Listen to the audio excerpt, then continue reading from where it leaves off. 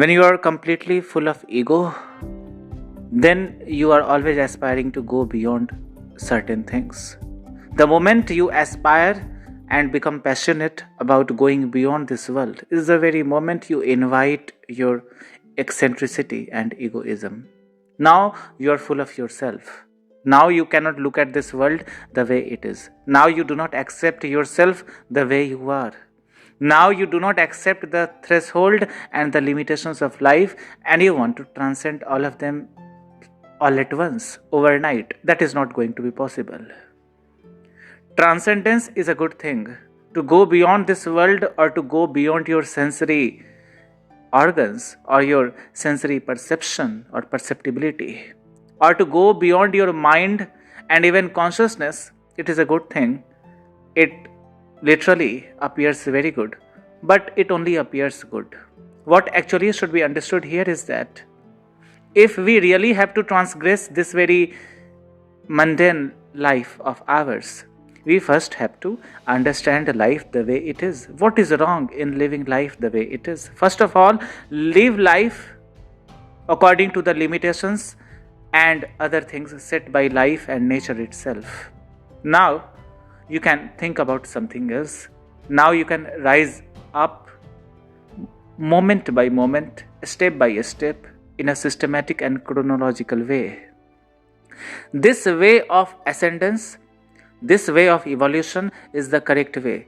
The moment you want to match somebody else's potential or capacity is the very moment you start comparing yourself with somebody else. Do not compare yourself with anybody else. You do not have to reach anybody's level. You do not have to match anybody's level. Why do you match yourself with somebody else? You are yourself very unique. You are the most unprecedented. You are the most unique, and you are the most unthinkable and glorious of all beings ever born on the face of this planet. There have been many gurus, many spiritual seekers and spiritual mentors, these philosophers. They have told you a number of things, but not all of them are true. If a person who happens to be a historical figure has said something 100 years ago or 1000 years ago, it does not mean it has all the credibility and meaning attached to it. Just because you are a historical figure does not make you the best of all, doesn't make you the most truthful of all. It has happened in the past, and just because of the fact that some sort of credibility, some sort of historicity is attached to the very claim, to the very statement, you start believing in it. Do not believe in anything. Go through a person the way you go through anybody else. I am talking about that historical person. If a guru is there, first of all, go through the guru the way you go through yourself, the way you go through your mother, father, relatives, friends, everybody. Don't try to form any biasness or prejudice. Do not look at a guru as a guru first of all. Look at a guru just as a friend of yours, just as a normal person, mundane person. What is the problem? Now, if there is something very special in that very guru, in that very person who claims to be a guru, something very special, something very, very spectacular and breathtaking, and some kind of a breakthrough is there happening inside that person. Now you will witness that yourself. You do not have to be like anybody. Just be yourself. If you really want to transcend this life, you simply have to understand life the way it has been figured out, the way it has been evolved, the way it has been formed, and the way it exists and will exist forever. If the totality of acceptance is there in life, if the totality of experience is there in life, and if there is no biasness, no prejudice, and only equalitarianism or egalitarianism is there associated with life, now transcendence is a very mundane, very common thing. It will happen, and it will happen naturally. No such need to raise your Kundalini Shakti or your bioelectrical power.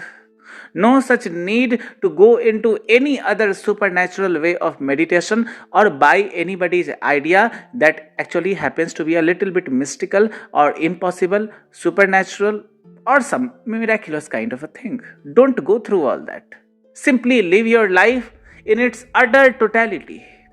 See everything the way it is supposed to be seen. Now, after some time, you will develop that very vision that can see something which is beyond everybody's vision, isn't it?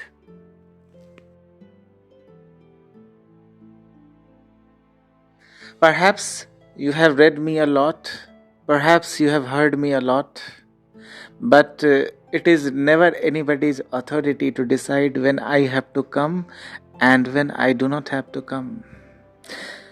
A quadrillion roses have blanketed this earth a quadrillion times.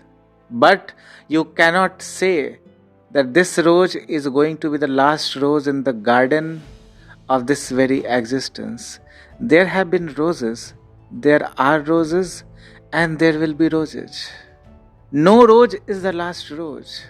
There are flowers, and everything is repeating itself in existence in a new flavor, in a new fragrance all the time.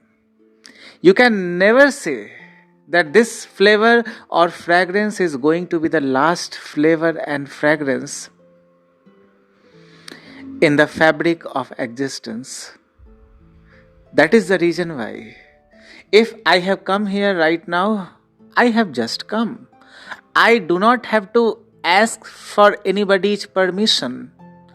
I do not have to seek directions or instructions from anybody just for the fact I have to take birth. I am 27 years old right now.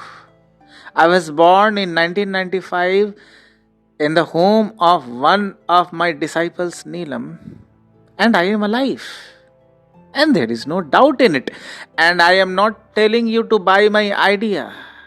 My idea you can dissect into many pieces, analyze them, observe them, while becoming a witness of everything. You do not have to believe in me. Understanding is enough. Belief is something which fills the gap created by ignorance. Faith is something which is all encompassing and a result of sheer devotion. Knowledge is the answer to ignorance, and belief is the biggest obstacle when it comes to attaining knowledge. Get rid of all beliefs, get rid of habits, and get rid of the old and ancient rituals and ideologies that are no longer useful.